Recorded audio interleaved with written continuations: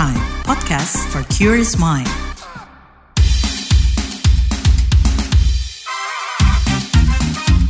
What's Trending KBR Pagi, siaran pagi radio paling update. Halo semuanya, ketemu lagi di What's Trending bareng Lea Baneza. Lea mau bahas soal cuti ayah ASN, gimana ngawasinnya? Aduh, Lea seneng banget nih kalau pas puasa gini ngobrolin yang baik-baik. Sepekan terakhir banyak ya yang ngebahas soal rencana pemberlakuan cuti ayah bagi ASN. Nih mantep banget ya kalau beneran kejadian nih aturannya. Jadi nih Menteri Pendayagunaan Aparatur Negara dan Reformasi Birokrasi Abdullah Azwar Anas lagi ngebut nih rancangan peraturan pemerintah RPP tentang manajemen ASN. Nah, salah satunya mengatur soal cuti ayah. RPP ini adalah aturan pelaksanaan Undang-Undang Nomor 20 Tahun 2023 tentang ASN. Anas menargetkan aturan itu rampung April ini. Anas bilang banyak negara nih yang udah memberlakukan cuti ayah dengan lama waktu bervariasi. Ada yang 15 hari, 30, 40, sampai 60 hari. Kalau di Indonesia rencananya di kisaran 1 minggu sampai 30 hari. Tapi angka ini belum deal ya, karena masih akan dibahas. Nah, rencana cuti ayah ini mengundang komentar khalayak. Kalau Lea lihat di media sosial, nggak sedikit loh yang mempertanyakan pentingnya cuti ayah. Takutnya nih malah bakal disalahgunakan, misalnya buat pelesiran atau main game. Gimana ya baiknya? Kita mau bahas ini setelah komen netizen plus 62 berikut ini.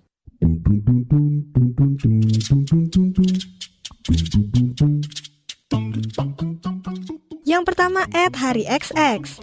ASN pria dapat hak cuti ayah saat melahirkan atau keguguran. Lanjut @MuntuXX. Kalau ngambil cuti beneran ngebantuin istrinya ya. @WordsOfXX. Sedih ya, kayak percuma ngadain cuti buat ayah dalam rangka bantu sang ibu pasca melahirkan. Masih ada juga ayah yang kurang paham dan bertanya-tanya buat apa cutinya. Efek patriarki yang mendarah daging. Ya emang gak ngerasain kah pasangannya lagi mengalami kesulitan sendirian? @PensilXX. Dengan syarat si ayah harus mendapatkan pelatihan mengenai peran ayah di rumah. Jangan 2 bulan cuti malah lu pakai galatama sama adu gacor doang. @139XX. Emang sih ketika istri melahirkan, suaminya juga ikut membantu di rumah. Entah itu tidur-tiduran atau bantu nyuci popok babynya. @_NikenXX. Yang penting si ayah paham aja cuti itu ada tugas baru, bukan liburan, tapi mendampingi istri dan support urus newborn. @MiauXX. Cuma buat ASN aja nih. @XXFitXX. Semoga nantinya gak cuma ASN aja yang dapat cuti istri melahirkan. @SisatinXX. Yang bukan ASN mah gak apa-apa kerja terus ya. Hehehe. Gak apa-apa. Dikira yang punya istri lahiran ASN doang kali. Yang terakhir @MuskeXX. Kalau petani mau cuti melahirkan, ada yang gantiin maculin sawahnya nggak ya?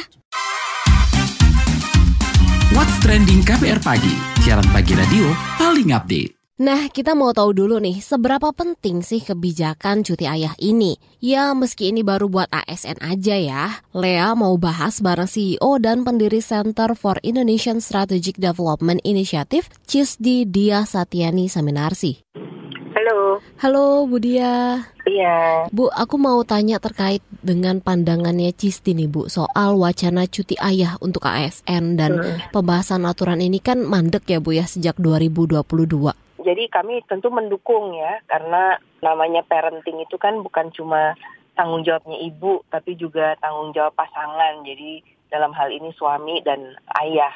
Jadi kami tentu mendukung adanya cuti tersebut, tapi seperti biasanya pekerjaan kami di mana harus memberikan patokan-patokan apa yang harusnya ada di dalam aturan tersebut agar pelaksanaannya memang sesuai dengan intensinya. Kami menganggap intensi itu baik, bahwa ayah tuh untuk ASN itu perlu gitu. Dan sebaliknya ya, kalau ASN-nya itu adalah perempuan, suami di mana tempat suaminya bekerja itu juga memberikan cuti. Jadi ini tentu aturan yang dimulai dari pegawai pemerintah, tetapi juga kami berharap ini segera diadopsi oleh tempat-tempat lain gitu. Jadi bukan cuma ASN, karena kan walaupun itu jumlah yang terbanyak, tapi kan pekerja lain juga banyak di swasta, di media, di lembaga masyarakat sipil seperti CISDI.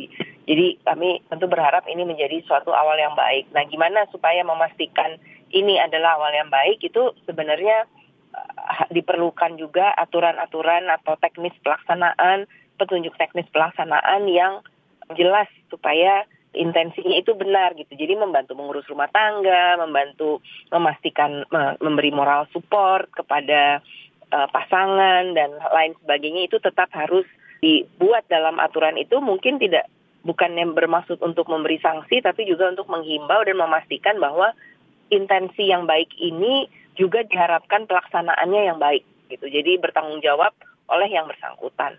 Kami berharap itu tentu terjadi. Satu catatan, angkatan kerja informal di Indonesia itu cukup besar.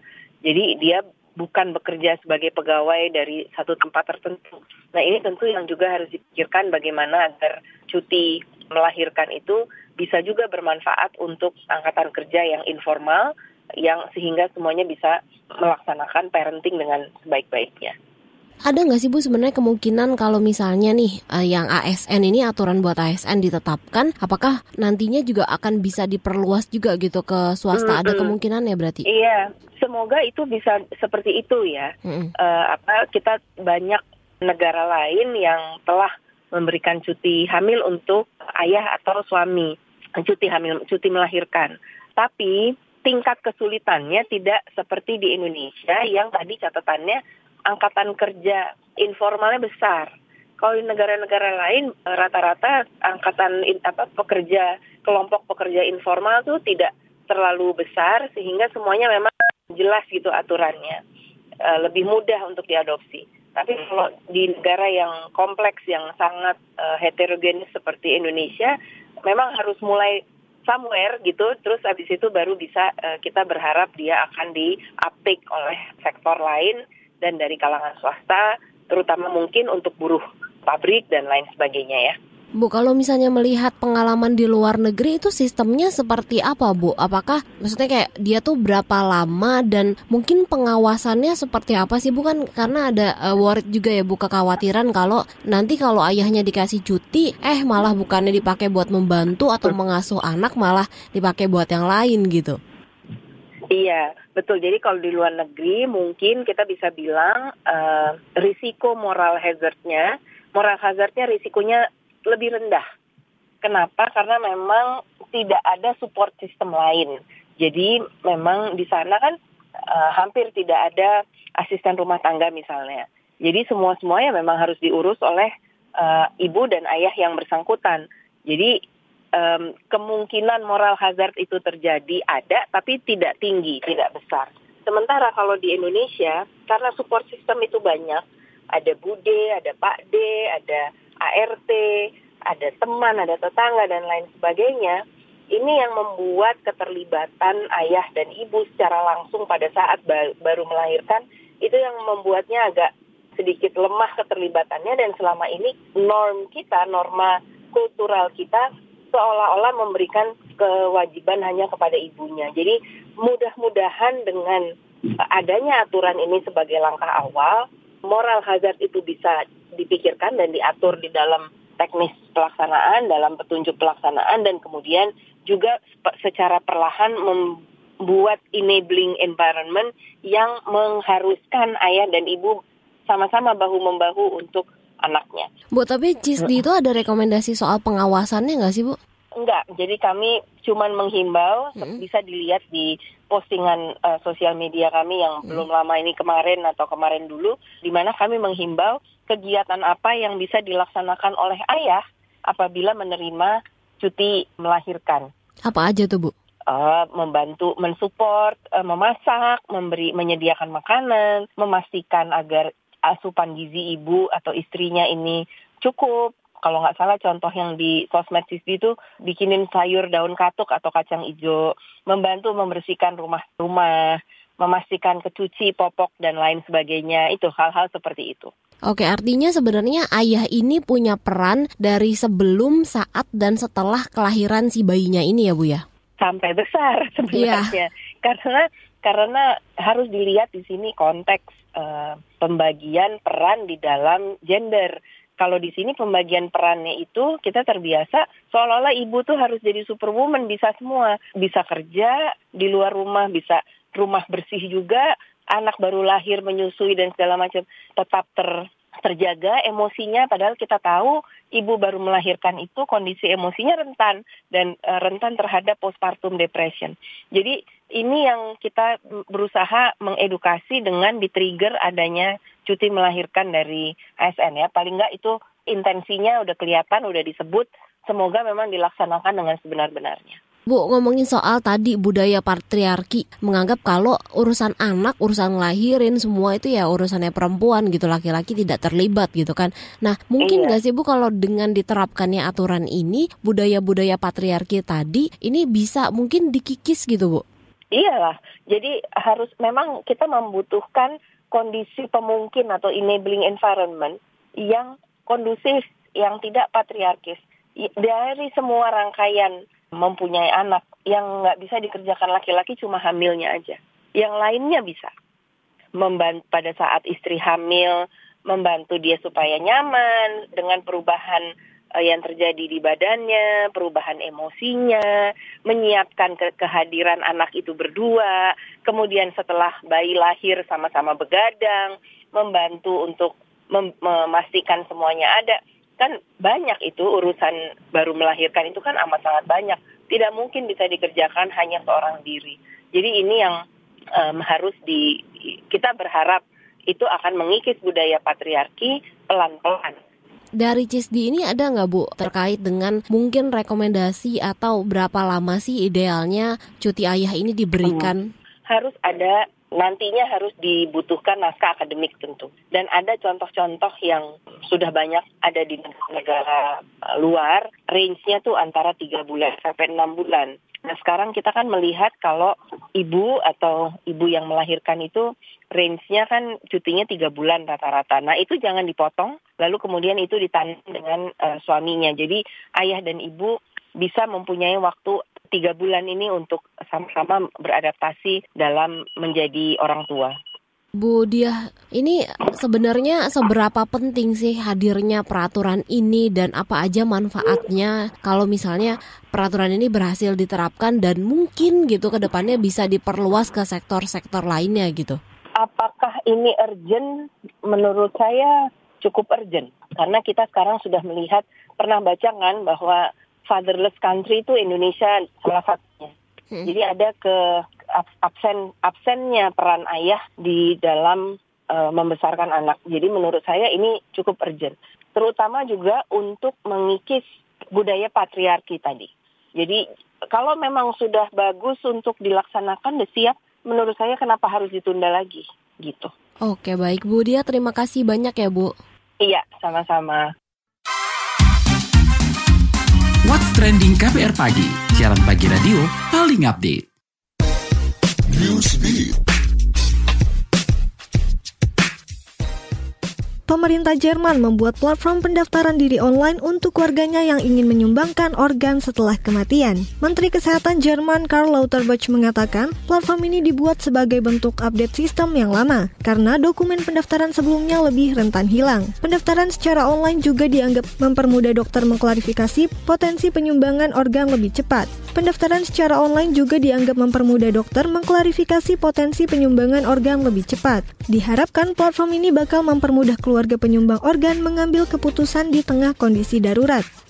Akhir 2024, Thailand bakal melarang penggunaan ganja untuk rekreasi dengan tetap mengizinkan ganja untuk keperluan medis. Menteri Kesehatan Thailand Kolnan Srikayo mengatakan, penggunaan, produksi, impor hingga ekspor ganja perlu dikontrol dan harus berizin. Sebelumnya, Thailand menjadi negara pertama di Asia Tenggara yang melegalkan penggunaan ganja sejak 2022. Namun di pemerintahan baru di bawah kepemimpinan Sreta Thavisin, penggunaan ganja untuk rekreasi dikhawatirkan meningkatkan penyalahgunaan narkoba. Thavisin menganggap penggunaan ganja perlu dikontrol dan diatur dalam undang-undang. Pelatih timnas Portugal Roberto Martinez mencoret pesepak bola Cristiano Ronaldo dari daftar pemain di laga FIFA Matchday melawan Swedia. Portugal versus Swedia rencananya diselenggarakan Jumat 22 Maret 2024. Tapi saat ini Ronaldo dikabarkan tengah berlibur dengan keluarganya di Arab Saudi. Selain Ronaldo, beberapa nama juga dicoret, yaitu Diogo Dalot, Joao Cancelo, Ruben Neves, Vitinha, dan Joao Felix. Meski absen di pertandingan antara Portugal dan Swedia, Ronaldo dan sederet pemain timnas Portugal tadi bakal berlaga melawan Slovenia pada 26 Maret mendatang.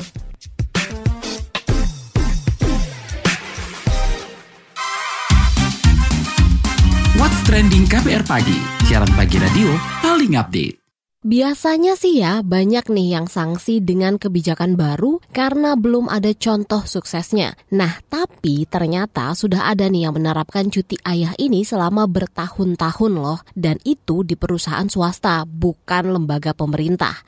Lea mau nyapa nih Mas Kokok Herdianto Dirgantoro, CEO Opal Communication, sebuah perusahaan konsultasi komunikasi. Mas Kokok ini juga dikenal sebagai politisi Partai Solidaritas Indonesia PSI. Penasaran nih gimana praktik cuti ayah di perusahaan Mas Kokok?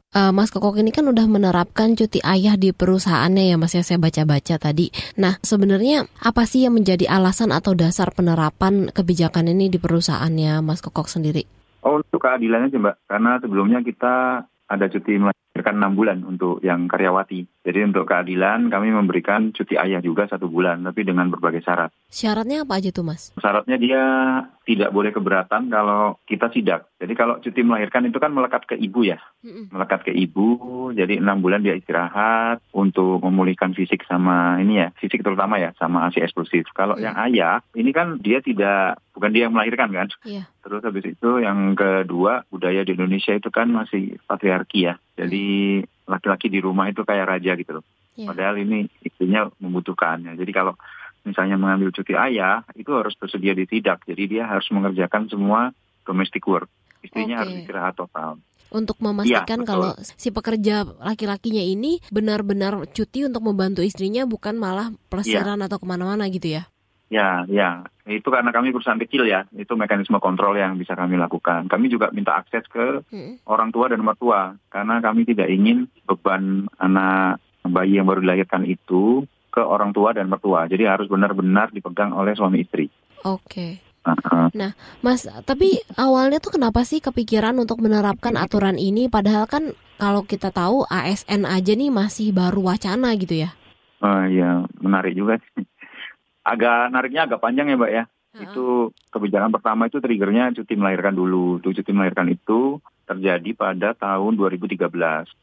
Itu sebelumnya ini aja saya belajar dari urusan saya di rumah saya sama istri. Istri saya waktu itu hamil dan tahun 2004 ya. Dia hamil dan tetap disuruh bekerja. Padahal kondisinya sangat lemah. Istri saya cukup lemah waktu itu. Padahal istri saya sehari-hari itu kuat sekali orangnya bekerja. Cuma karena hamil dia lemah. Jadi harusnya banyak istirahat. Nah pilihannya kan 2 tuh, saya kehilangan anak atau istri saya kehilangan pekerjaan. Nah, saya memilih tidak mau kehilangan anak, istri saya akhirnya resign. Okay. Kami berjanji berdua, waktu itu masih karyawan ya, kalau kita punya perusahaan, kita harus bikin cuti melahirkannya 6 bulan. Saya tidak ingin kejadian yang kamu alami itu terjadi di perempuan di sekitar saya. Istri saya juga sepakat. Nah, akhirnya waktu perusahaan berdiri tahun 2013, 2015 itu ada karyawati yang hamil. Jadi kita langsung terapkan aturannya cuti melahirkannya 6 bulan. Jadi awalnya cuma itu. Jadi kita nggak tahu Mbak tentang ASI eksklusif, tentang kalau anak ASInya bagus itu biaya kesehatannya lebih rendah segala macam. Saya nggak tahu ada kekebalan. Nah, setelah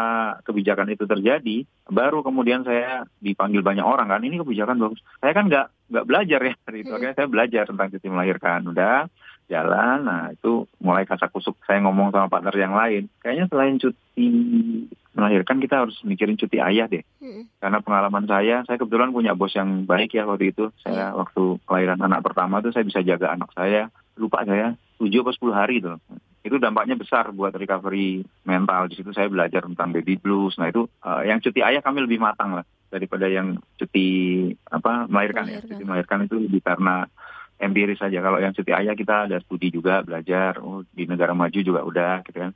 Nah, terus kami juga sepakat di perusahaan nggak cuma mencari nafkah tapi juga kita itu memberikan kesejahteraan lahir batin ke karyawan, ke kebetulan kantornya kan kecil ya, karyawannya cuma 20, jadi kita bisa lakukan lebih dalam lah, kita bisa cek juga. Nah, untuk proses checking itu kita sepakati bersama itu, karena harusnya cuti ayah itu tidak lama setelah cuti melahirkan, itu prosesnya lama itu pembicaraan kita, karena proses untuk pengawasan. Oke. Kenapa kami lakukan yang tadi ya, kesepakatan di perusahaan ya. Si cuti ayah ini kan berarti sudah diberlakukan sejak 2017. Ada nggak sih Mas pengalaman si cuti ayahnya ini malah disalahgunakan gitu? Ketahuan? Alhamdulillah nggak ada, lancar semua. Kami sudah ada sudah ada sampai lupa saya 3 atau berapa yang ambil cuti melahirkan itu. Semuanya oke. Yang ambil cuti ayah Semuanya oke. Yang cuti ayah ya. Cuti ayah itu sudah ada 3 orang kalau saya ngambil. Saya agak lupa ya. Udah agak lama ada 3 orang. Terakhir masa COVID itu ada 1. Itu kami cek. Selama saya datang itu ya, itu sudah kelihatan sekali dia exhausted gitu. Capek sekali. Capek sekali, awut-awutan gitu ya. Berarti benar ya. Berarti dia mengerjakan domestic work dengan baik gitu. Nah, Mas, ini kalau dari mungkin sisi pengelolaan SDM-nya gitu ya, Mas, ini kan masih ada yang mengatakan bahwa ini nanti kalau kelamaan dikasih cuti jadi mengganggu kinerja atau mungkin produktivitas perusahaan. Nah, gimana nih, Mas? Setelah menerapkan, apakah memang mengganggu gitu atau justru bisa kok di-manage gitu? Biasa aja, saya adat aja, dan dari 2013 perusahaannya terus berkembang, pendapatannya juga meningkat, kesejahteraan karyawan meningkat. Ya kalau dari sisi billing berarti kan produktivitasnya juga meningkat gitu, produktivitas per orang gitu. Menurut saya sih saya tidak melakukan studi ya, karena kami juga perusahaan kecil. Saya rasa sih karyawannya senang, itu yang membuat saya bahagia. Karyawan yang senang itu dia akan bekerja sungguh-sungguh. Itu yang saya sederhana aja mikirnya. Oke, karena kalau misalnya lagi istrinya melahirkan dan dia harus ada menemani istrinya membantu dan disuruh kerja, malah mungkin pikirannya jadi kepecah juga, nggak fokus gitu ya Mas ya? Ya bisa jadi begitu, bisa juga bekerja juga lebih keras karena udah ada tanggungan, ada kayak gitu kan. Cuman itu kan toxic masculinity kalau misalnya dia harus bekerja hustle culture ya, kerja keras sebagai kuda karena istrinya lagi melahirkan kayak gitu. Itu dia lupa bahwa sentuhan-sentuhan pertama pada anak itu juga penting gitu loh. Nah Mas, itu ya saya cuma mengingatkan, memang agak aneh perusahaan saya, agak unik. Ya nggak apa-apa unik, tapi bagus kok Mas. Tapi Mas sebenarnya kalau misalnya aturan untuk cuti ayah ini diterapkan, mungkin mampu nggak sih Mas untuk merubah budaya patriarki itu yang dimana biasanya kan yang namanya ngurus anak ya istri gitu. Laki-laki mungkin dianggapnya tidak terlibat atau kayak misalnya emang cuti ayah ngapain? Kan laki-laki misalnya tidak menyusui atau tidak melahirkan gitu. Itu gimana? Kalau menurut saya yang lebih penting adalah cuti melahirkan 6 bulan dulu. Karena cuti ayah 1 bulan tapi cuti ibunya masih 3 bulan. Itu menurut saya kurang bijak. Jadi menurut saya yang harus dikejar itu adalah cuti melahirkan dulu menjadi 6 bulan. Cuti ayahnya bertahap dulu. Dari sekarang berapa ya? 2 atau 3 hari lupa saya. 2 hari menemani istri, Mbak. Ya, itu jadi 7 atau 10 hari. 7 atau 10 hari. 7 atau 10 hari efektif gitu ya. Misalnya dia dapat 10 hari efektif gitu ya. Terus ditambah cuti tahunan. Dihabiskan semua buat jaga istri. Harusnya masa-masa berat istrinya saat nifas itu dia bisa temani. Mas Kokok sendiri tapi udah pernah mengambil cuti ayah belum Mas? Saat cuti ayah itu diberlakukan, anak saya sudah 3, saya sudah nggak mungkin punya anak lagi. Sudah berat gitu, kan nggak mungkin ya, nggak mau punya anak lagi. Anak saya terakhir lahir 2012, sebelum perusahaan berdiri. Mas, tapi boleh diceritakan sedikit nggak sih Mas, kan berarti udah punya pengalaman punya anak gitu ya. Sebenarnya seberapa penting sih posisi seorang ayah dan kenapa seorang ayah ini akhirnya harus di samping seorang istrinya dan apa yang ayah itu lakukan gitu sehingga ini tuh sebenarnya perlu jadi perhatian gitu. Itu harusnya ada suami di sebelahnya, membantu dia meringankan pekerjaan sampai memberikan massage istrinya supaya rileks, supaya tidak baby blues. Itu kan penting itu. Sudah banyak kejadian ibu-ibu baby blues itu yang sampai membunuh bayinya, mencubit bayinya, melukai bayinya karena baby blues itu. Itu peran ayah penting di situ. Itu saya tidak bisa memaafkan diri saya sendiri kalau sampai ada istri dari karyawan itu baby blues, dia nggak ada di sana gitu. Jadi kondisinya seperti itu Mbak. Ya perusahaan kami agak beda lah Mbak, dan untuk yang organisasi besar itu saya juga belum kepikiran mekanisme kontrolnya gitu. Untuk kebijakan yang lebih besar ya. Oke, mungkin agak susah di manajemen kontrolnya itu ya kalau perusahaannya banyak gitu ya Mas ya? Mungkin butuh leadership yang lebih mumpuni dari saya gitu. Kan bisa bikin grup-grup kecil-kecil untuk pengawasan misalnya ya. Soalnya kalau dilepas agak ini sih ya, dalam kondisi sekarang bukannya nggak percaya sama orang ya, tapi ya Mbak paham lah ya. Ini kondisi patriarki di Indonesia, malah akan banyak istri menentang cuti melahirkan kalau nggak diawasi. Mbak tahu ya, kalau suami itu adalah anak pertama istri itu. Datang di rumah, dia di rumah malah merepotkan istrinya lah, minta kopi, dimasakin, apa segala macam. Padahal harusnya dia membantu istrinya. Gimana kita bisa kontrolnya gitu. Niat baik aja nggak cukup gitu untuk sebuah kebijakan ya. Oke, berarti butuh pengawasan, harus digodok lagi gitu ya. Pengawasannya gimana, implementasinya dan berapa lama gitu ya? Iya, betul. Mas Koko, terima kasih banyak ya Mas ya atas waktunya. Sama-sama Mbak, terima kasih. Di akhir perjumpaan kita, saya mau ajak Anda menyimak rangkuman berita daerah pilihan dalam WhatsApp Indonesia berikut ini.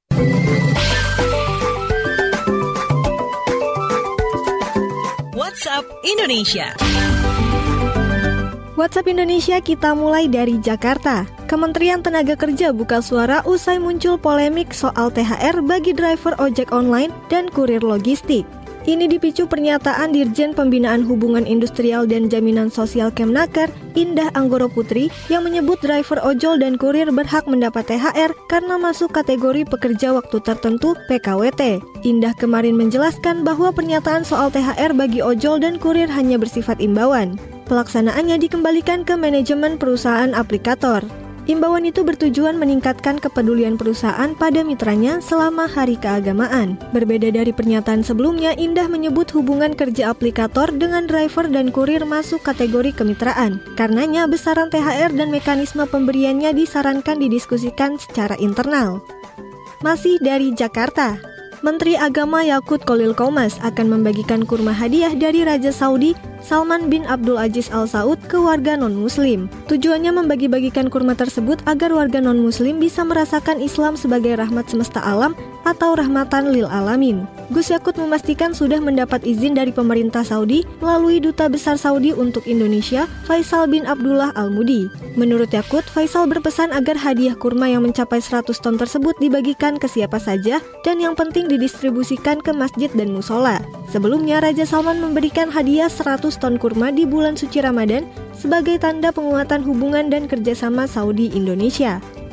Terakhir kita ke Sumatera. Riau bakal memiliki jembatan terpanjang di Indonesia. Jembatan Pulau Bengkalis ke Sungai Pakning Bukit Batu rencananya bakal dibangun sepanjang 6,1 km dan didesain dengan sistem buka tutup. Desain ini terinspirasi jembatan-jembatan di luar negeri. Penjabat Gubernur Riau SF Haryanto mengungkap jembatan tersebut merupakan hasil koordinasi dengan calon investor BUMN Cina. Namun realisasi pembangunan jembatan mesti mendapat izin dari pemerintah pusat terlebih dahulu, khususnya Kementerian Koordinator Perekonomian. Demikian WhatsApp Indonesia hari ini.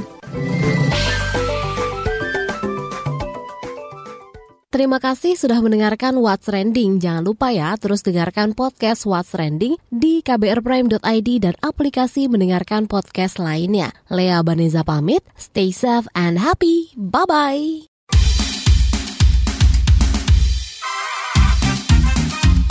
What's Trending KBR Pagi, siaran pagi radio paling update.